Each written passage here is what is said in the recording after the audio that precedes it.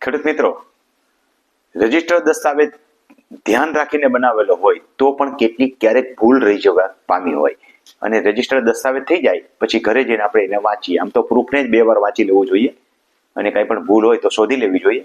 પણ જેમ કંકોત્રી લખાય ને ક્યાંક કંઈક ભૂલ રહી જતી હોય તો કંકોત્રી તો નાની એવી છે તો તમને ખબર હશે ક્યાંક ભૂલ રહી જતી હોય છે તો દસ્તાવેજ તો ક્યાંક ક્ષતિ રહી જ જાય. તો રહી ગયેલી ક્ષતિઓને કેવી રીતે સુધારશો?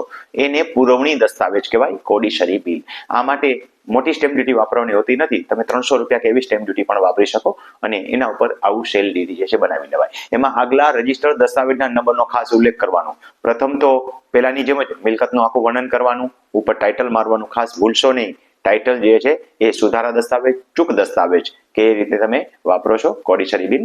અને હવે જે છે એ ટાઇટલ નાખ્યા પછી જમીનનું વર્ણન, પછી પાછો એ જ રીતે જે વેચનાર હતા એનું નામ, ખરીદનાર અને એનું નામ અને સહમતિ ચૂક દસ્તાવેજ માટેની. અને પછી હવે પાછું મિલકતનું વર્ણન કરી નાખો આખું. અને હવે આ મિલકતમાં શું ક્ષતિ રહી જવા પામેલી છે એને ખાસ સ્પષ્ટ કરો કે સર્વે નંબરની જે છે આ ભૂલ રહેલી છે તો આટલા સર્વે નંબરની જગ્યાએ જે છે ભૂલથી આ સર્વે નંબર લખાઈ ગયેલ છે અને સાચો સર્વે નંબર છે આ છે.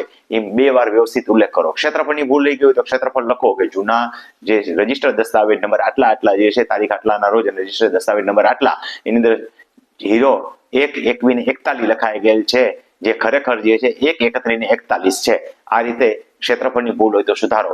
અને યાદ રાખજો તો સુધારા દસ્તાવેજ કર્યા પછી જ 7 નંબર હકપત્રકે ચડાવવા દેવું, 6 નંબરમાં હકપત્રકે નોંધ કરવા દેવું અને ત્યારે ખાસ બંને ડીટ સાથે જોઈન્ટ કરવા જેથી કરીને ભૂલ જે છે એ ત્યાં ધ્યાનમાં આવે ને રેકર્ડમાં એ નોંધાઈ જાય.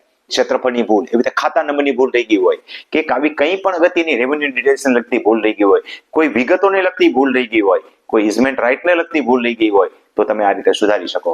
તો યાદ રાખજો કોડિશરી બિલ પણ અગત્યની વસ્તુ છે. સુધારા દસ્તાવેજ, ચૂક દસ્તાવેજ જે છે એ પણ સમય મર્યાદાની અંદર કરી લેવો જોઈએ બને એટલો ઝડપથી.